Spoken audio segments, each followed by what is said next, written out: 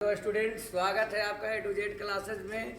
आज मैं आप लोग को केमिस्ट्री का एक्सरसाइज 3 विद्युत रसायन से मैं आप लोग को बहुत ही महत्वपूर्ण प्रश्न लेकर आया हूँ।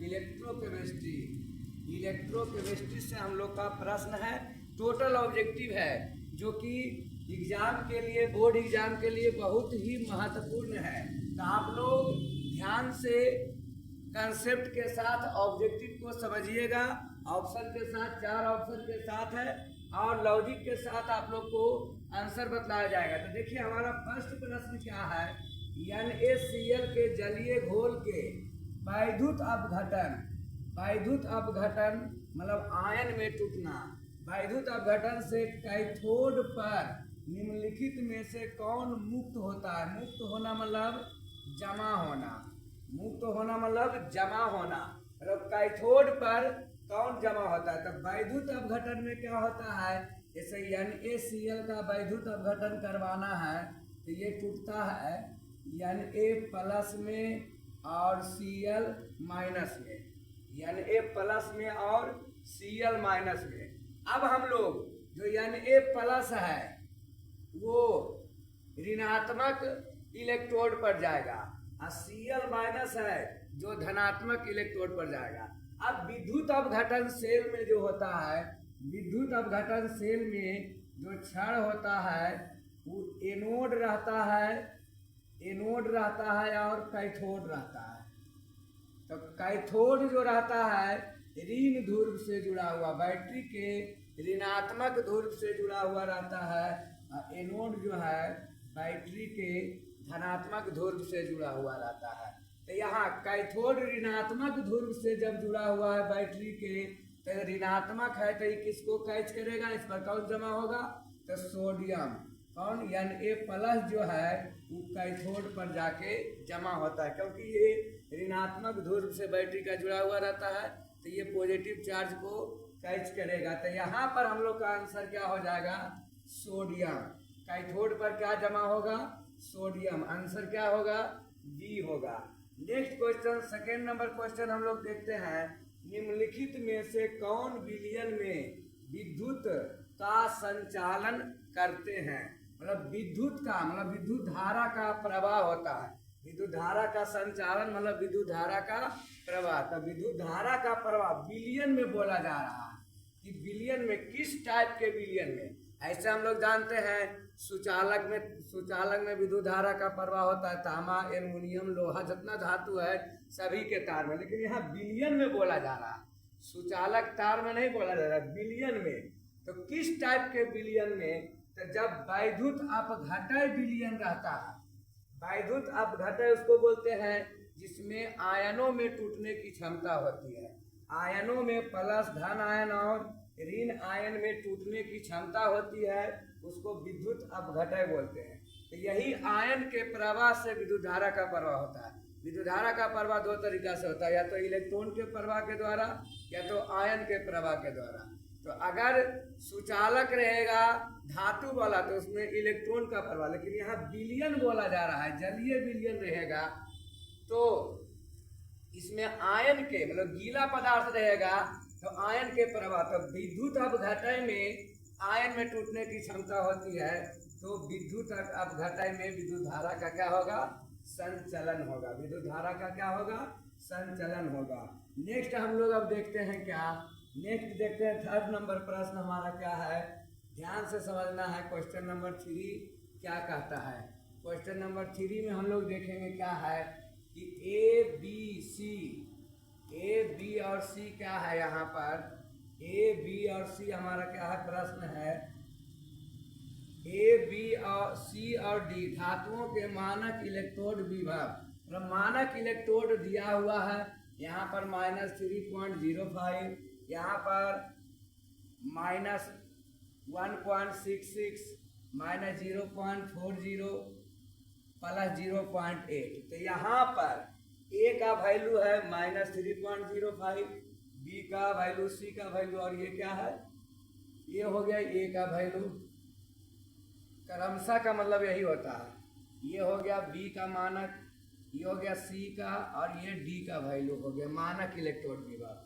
अब कह रहा अवकरण क्षमता सबसे अधिक किसमें होगा? तो मानक इलेक्ट्रोड विभव का मान कम रहता है तो अवकरण क्षमता अधिक होता है, मतलब इनवर्सली प्रोपोर्शनल होता है, व्युत्क्रमानुपाती। मानक इलेक्ट्रोड विभव के मान से अवकरण क्षमता व्युत्क्रमानुपाती, मतलब उल्टा, मतलब मानक विभव का मान कम रहेगा तो अवकरण क्षमता अधिक होगा। तो देखिए सबसे कम मान माइनस में है, तो देखिए सबसे कम मानक इलेक्ट्रोड विभव कितना है? -3.05। उससे बड़ा ये, उससे बड़ा यहाँ, उससे बड़ा है, उससे बड़ा, सबसे बड़ा। तो यहाँ पर सबसे कम जिसका रहेगा मानक इलेक्ट्रोड विभव उसका अवकरण क्षमता अधिक होगा। तो आंसर क्या हो जाएगा? ए का अवकरण क्षमता सबसे अधिक होगा। नेक्स्ट क्वेश्चन नंबर हम लोग 4 देखते हैं। क्वेश्चन नंबर हम लोग क्या देखते हैं? 4 देखते हैं। क्या है? जब लेड संचय सेल को चार्ज किया जाता है तो निम्नलिखित में क्या होता है? लेड संचायक बैटरी का नाम सुने होंगे, लेड स्टोरेज बैटरी, जो घरों में इन्वर्टर में प्रयोग किया जाता है या वाहन में प्रयोग किया जाता है, तो वो लेड संचायक बैटरी या लेड संचय सेल होता है। तो इसमें क्या होता है? H2SO4 पुनः उत्पन्न होता है। इसमें पीवी का क्षण रहता है और PbO2 से भरा हुआ लेड का क्षण रहता है। तो इसमें दोनों अभिक्रिया होती है, डिस्चार्जिंग अभिक्रिया और चार्जिंग अभिक्रिया। तो जब डिस्चार्ज होता है तो H2SO4 विद्युत अपघटक के रूप में टूट जाता है 2H+ में और SO4 पे 2- में। जब डिस्चार्ज होता है, बैटरी डिस्चार्ज होता है तो, लेकिन जब चार्ज होता है तो पुनः ये आपस में मिलकर H2SO4 का उत्पादन कर लेता है। तो बैटरी में कभी एसिड जो रहता है सल्फ्यूरिक अम्ल, उसकी मात्रा खत्म नहीं होती है, लेकिन हाँ उसमें जो जल की मात्रा होती है बैटरी के अंदर H2SO4 और जल का विलयन डाला हुआ रहता है। बैटरी के अंदर में जो पानी रहता है उसमें H2SO4 रहता है और जल, दोनों का विलयन रहता है।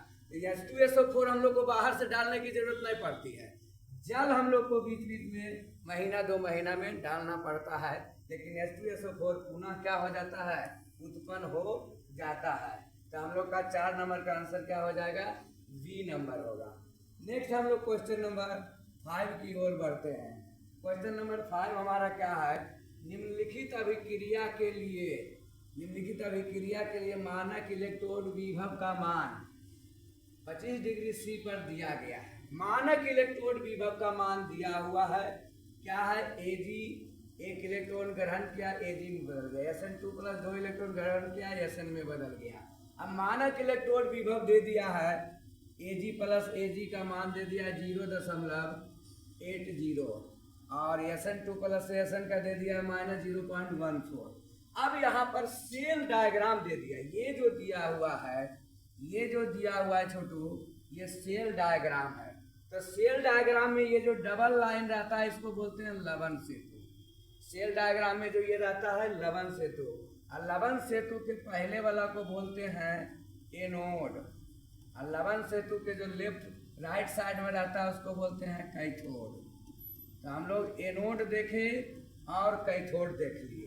तो निकालना हम लोग को क्या है? विद्युत वाहक बल, सेल का विद्युत वाहक बल। तो सेल का विद्युत वाहक बल को E द्वारा सूचित किया जाता है। तो E सेल बराबर होता है क्या? E सेल बराबर होता है क्या? E cathode minus E anode, E cathode minus E anode. याद रखिएगा क्या फॉर्मूला होता है? E cathode minus E cathode minus E anode. पहले कैथोड का मान, फिर तो देखिए कैथोड कौन है? Ag वाला है। कैथोड कौन है? Ag वाला जो है ये कैथोड हो गया, और एनोड कौन है? Sn वाला। तो Sn वाला वैल्यू ये क्या हो गया? एनोड हो गया। तो फॉर्मूला हमारा क्या है? कैथोड में से एनोड को घटाना है। तो कैथोड का वैल्यू देखिए कितना है? 0.80 माइनस एनोड का मान, तो एनोड का मान माइनस में है, फॉर्मूला वाला माइनस है, -0.14, -0.14। यहाँ से माइनस माइनस क्या हो जाएगा, प्लस हो जाएगा। तो आंसर क्या हो जाएगा जी, यहाँ से आंसर क्या हो जाएगा 0.94, 0.94। तो आंसर हमारा क्या है, डी है। आंसर क्या है, डी है। तो यहाँ से 5 का आंसर क्या हो गया, डी हो गया। 5 का आंसर क्या हो गया, डी हो गया। नेक्स्ट हम लोग क्वेश्चन नंबर 6 देखते हैं। हाइड्रोजन ऑक्सीजन सेल निम्नलिखित में किस तरह का सेल है? इसको H2O2 सेल भी बोला जाता है, H2 और O2। तो देखिए H2 हाइड्रोजन गैस ईंधन का काम करता है और ऑक्सीजन, उसको जलाने के लिए ऑक्सीजन की आवश्यकता पड़ती है। तो H2O2 सेल क्या होता है, ईंधन सेल कहलाता है। क्या कहलाता है, ईंधन सेल। ईंधन सेल में क्या होता है, दहन के द्वारा रासायनिक ऊर्जा को विद्युत ऊर्जा में बदला जाता है। तो यहाँ आंसर हाइड्रोजन ऑक्सीजन सेल क्या हो जाएगा, ईंधन सेल। नेक्स्ट क्वेश्चन नंबर 7 देखते हैं क्या है। गैल्वेनिक सेल में एनोड होता है। देखिए अभी इसके पहले विद्युत अपघटन सेल बताया, तो विद्युत अपघटन सेल में क्या होता है, एनोड होता है धनात्मक। विद्युत अपघटन सेल में एनोड होता है क्या, धनात्मक। लेकिन गैल्वेनिक सेल में एनोड क्या होता है, ऋणात्मक होता है। गैल्वेनिक सेल में क्या होता है, एनोड ऋणात्मक। तो यहाँ पर हमारा आंसर क्या हो जाएगा, गैल्वेनिक सेल में एनोड क्या होता है, ऋणात्मक इलेक्ट्रोड होता है। क्या होता है, ऋणात्मक इलेक्ट्रोड होता है। धारा जब किसी चालक से इलेक्ट्रॉन के द्वारा प्रवाहित होती है तो चालक को कहते हैं। देखिए विद्युत धारा दो तरीका से, या तो आयन के प्रवाह द्वारा या इलेक्ट्रॉन के द्वारा। तो जब इलेक्ट्रॉन के द्वारा प्रवाहित होती है तो उसको इलेक्ट्रॉनिक सुचालक या धात्विक सुचालक कहते हैं। लेकिन जब आयन के द्वारा विद्युत धारा का प्रवाह होता है तो उसको बोलते हैं आयनिक सुचालक या विद्युत अपघटय सुचालक। तो यहाँ इलेक्ट्रॉन के द्वारा बोला गया है, तो इलेक्ट्रॉन के द्वारा क्या हो जाएगा, धात्विक चालक या इलेक्ट्रॉनिक सुचालक। क्वेश्चन नंबर हम लोग 9 देखेंगे। क्वेश्चन नंबर 9 देखिए क्या कह रहा है, ध्यान से समझना है। क्वेश्चन नंबर 9, सेल जिसमें रासायनिक ऊर्जा को विद्युत ऊर्जा में बदलती है उसे कहते हैं, मतलब रासायनिक ऊर्जा को विद्युत ऊर्जा में बदलने वाला तो क्या होता है, गैल्वेनिक सेल। गैल्वेनिक सेल क्या होता है, रासायनिक ऊर्जा को विद्युत ऊर्जा में। अब विद्युत अपघटनी सेल क्या होता है, विद्युत ऊर्जा को रासायनिक ऊर्जा में बदलता है। लेकिन यहाँ पर कह रहा है रासायनिक को विद्युत में, तो कौन सेल हो जाएगा, गैल्वेनिक सेल हो जाएगा। क्वेश्चन नंबर 10 हम लोग देखेंगे। क्वेश्चन नंबर 10 क्या कह रहा है, जलीय घोल में हाइड्रोजन इनमें से किसे अपकृत नहीं करेगा। तो हाइड्रोजन जो होता है Fe3+ को ऑक्सी अपकृत जो है नहीं करता है। Fe3+ जो है हाइड्रोजन के द्वारा अपकृत नहीं होता है। तो आंसर क्या हो जाएगा, ए हो जाएगा। क्वेश्चन नंबर 11, किसका ऑक्सीकरण विभव सबसे अधिक होता है।